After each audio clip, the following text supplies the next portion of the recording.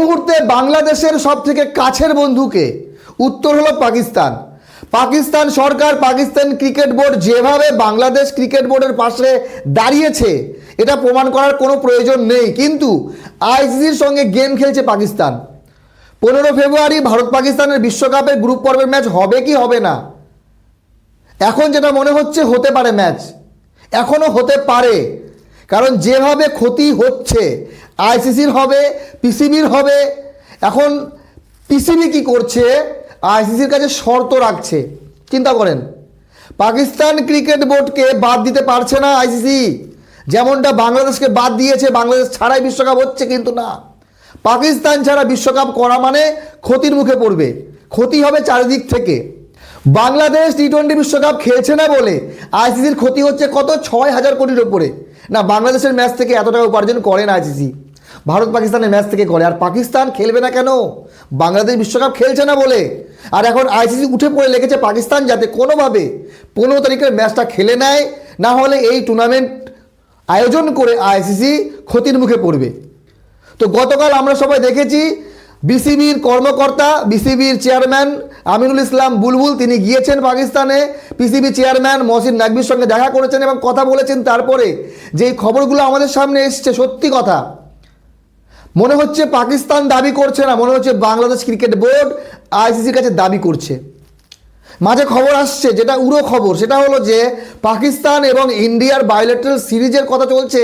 5 ম্যাচের ওয়ানডে এবং 5 ম্যাচের টি-20।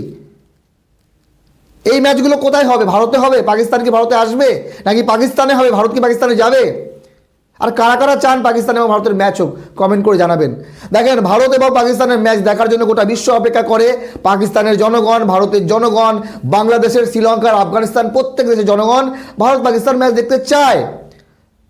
কিন্তু আইসিসি পড়েছে সমস্যায়, বাংলাদেশকে বাদ দিল, পাকিস্তানকে বাদ দিতে পারছে না। এখন আইসিসি পাকিস্তানকে বলছে, ভাই তোমরা খেলো, না হলে ক্ষতিপূরণ দিতে হবে। এবার পাকিস্তান বলছে, হ্যাঁ আমরা খেলবো। বিশ্বকাপ খেলতে না দেওয়ায় বাংলাদেশের যে ক্ষতি হচ্ছে সেটা ক্ষতিপূরণ দিতে হবে আইসিসিকে। আইসিসির যে লাভ্যাংশ পায় বাংলাদেশ, তার শেয়ারটা বাড়াতে হবে।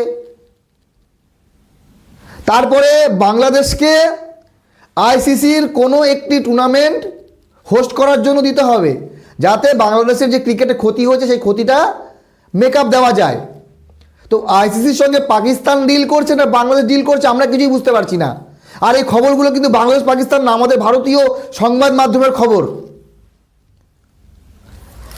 পাকিস্তান এমনভাবে বাংলাদেশের পাশে দাঁড়িয়েছে, কোনো দেশ বাংলাদেশের পাশে দাঁড়ায়নি। আর তার কারণও আছে।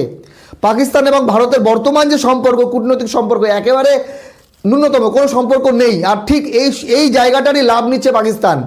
বাংলাদেশ যখন ভারতের সম্পর্ক একটু মুস্তাফিজুর রহমানকে নিয়ে গরম হয়ে গেল, তখন পাকিস্তান বাংলাদেশের পক্ষ নিল। আর বাংলাদেশের জনগণ, সরকারের মন পাকিস্তান জয় করে নিয়েছে। তো এইবার কথা হলো যে মাঝখানে আরও একটা খবর আসছে, সৌদি আরবিয়া ক্রিকেট, কাতার ক্রিকেট এবং পাকিস্তান ক্রিকেট বোর্ড এরা মিলে আলাদা একটি ক্রিকেট কাউন্সিল তৈরি করার পরিকল্পনা করছে। যদি করে, পাকিস্তান যদি সৌদি আরবিয়া এবং কাতারের সঙ্গে মিলে যায়, তাহলে বাংলাদেশও নিশ্চয়ই পাকিস্তানের সঙ্গে যাবে। তাহলে কি আমাদের এই বিশ্বে আলাদা ক্রিকেট কাউন্সিল হবে? মানে একটা থাকবে আইসিসি, আর একটা থাকবে অন্য ক্রিকেট কাউন্সিল। যদিও এই খবরটার এখনো সত্যতা সামনে আসেনি, কিন্তু খবর এসছে মানে আলোচনা হয়েছে।